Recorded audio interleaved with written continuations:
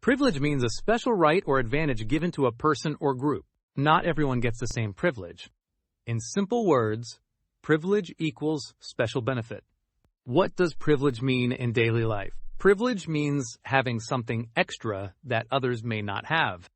It can come from position, education, money, rules. Privilege is often given, not earned. Very easy examples with explanation. She has the privilege to use the library. Education is a privilege.